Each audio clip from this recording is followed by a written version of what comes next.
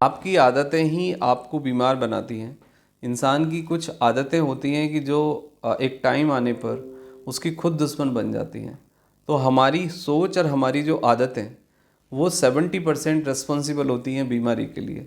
या यदि हम अपनी सोच बदल लें और यदि हम अपनी आदत बदल लें तो ना केवल इससे शारीरिक मानसिक लेवल पे बदलाव होते हैं, बल्कि एक रिसर्च के अनुसार आपकी इम्यूनिटी भी डेवलप होती है। तो हमारी कुछ सोचने की प्रक्रिया, हमारी कुछ डे टू डे टाइम की आदतें वो बहुत इंपॉर्टेंट रोल प्ले करती हैं, पॉजिटिवली या नेगेटिवली। देखो, आदत अच्छी हो या बुरी हो, एक टाइम के बाद आप उसके गुलाम हो जाते हैं। तो यदि आपको कुछ ऐसी बैड हैबिट है जिसके कारण आपको प्रॉब्लम हो रही है, तो आपको इमीडिएटली अपने आप से नहीं लड़ना है, किसी और से नहीं लड़ना है, आपको अपनी आदत से लड़ना है।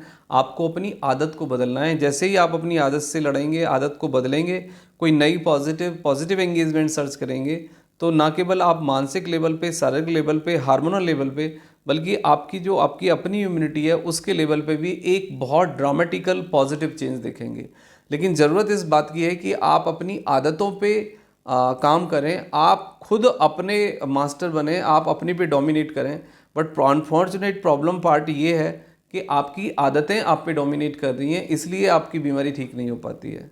देखो, आदत से मेरा मतलब है कि यदि आप कुछ बुनियादी बदलाव नहीं कर पा रहे हैं अपनी लाइफ स्टाइल में, अपने फूड में, अपनी बैड हैबिट को यदि आप नहीं छोड़ पा रहे हैं, और यदि आप ये सोचते हैं कि किसी एक टैबलेट से आपकी लाइफ बदल जाएगी, आप बिल्कुल ठीक हो जाओगे, तो ये बिल्कुल गलत है। कुछ चीज़ें बुनियादी रूप से आपके अंदर बदली थी। अंदर वो जब हमारे बॉडी के अंदर वो केमिकल के लेवल पे हो, वो हार्मोन्स के लेवल पे हो, वो एंजाइम्स के लेवल पे हो, कुछ बदलाव आते हैं और वो बदलाव एक बहुत लंबी प्रक्रिया के बाद आते हैं।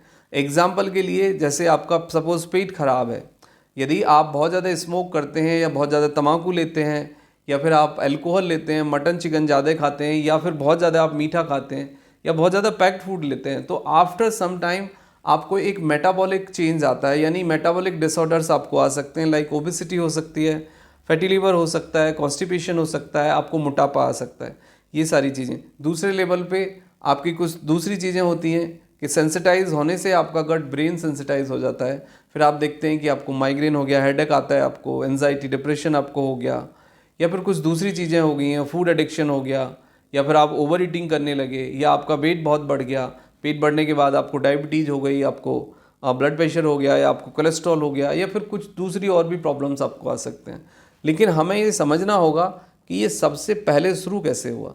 शुरू इसलिए होता है कि हम कॉन्शियसली अनकॉन्शियसली कुछ चीज़ें गलत हैं जो हम करते रहते हैं अपने साथ, और वो एक टाइम आता है कि हम फर्स्ट लेवल पे कोई कॉल नहीं देते, उनको नहीं समझते, तो फिर सेकंड थर्ड लेवल पे वो बुनियादी रूप से चेंज हमारी बॉडी के अंदर आना शुरू होता है। और देखते हैं आपकी वो प्रॉब्लम सरफेस पे आ जाती है। सरफेस पे किस तरह से आती है कि आपका या तो कोलेस्ट्रॉल बढ़ जाता है, या यूरिक एसिड बढ़ जाता है, या आप देखेंगे आपका वेट बढ़ गया, या फिर आपको एंजाइटी हो गई, आपको नींद नहीं आती, आप डिप्रेस हो गए, आपके स्किन के डिसऑर्डर हो गए।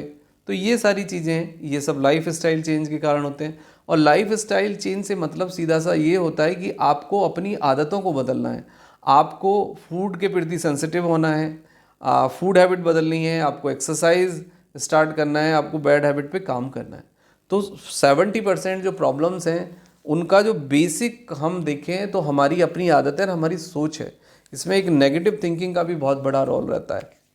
अब दूसरे लेवल पे हम इसको कैसे डील कर सकते हैं।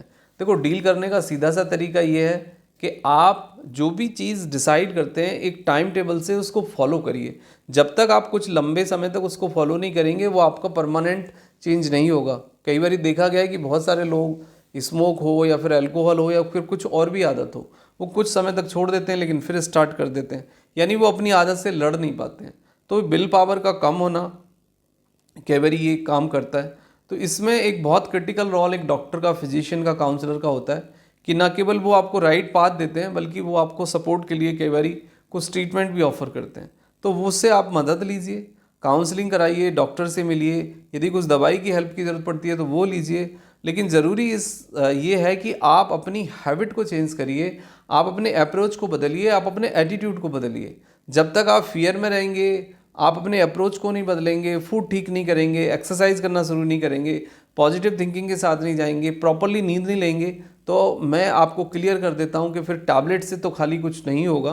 क्योंकि आपको टैबलेट एक सपोर्ट है। यस, देखो, क्लिनिकल मैनेजमेंट का या क्लिनिकल ट्रीटमेंट का या मेडिकल ट्रीटमेंट का या मैनेजमेंट का अपना एक रोल है, उसको हम कम नहीं कर सकते। लेकिन आपके फूड का, आपकी थिंकिंग का, आपकी स्लीप का, आपके एक्सरसाइज का एक डायरेक्ट रोल है, जिससे कि आपके शरीर की इंटरनल केमिस्ट्री प्रभावित होती है, एंजाइम्स प्रभावित होते हैं, हार्मोन्स प्रभावित होते हैं, बायोकेमिकल चेंज आता है और आपके जो एंजाइम्स हैं वो रेगुलेट करते हैं। तो ये सब चीज़ें आपको ठीक करनी होंगी, तो उसके बाद आप देखेंगे कि आप बिल्कुल ठीक भी हो गए। Thank you very much and take care yourself.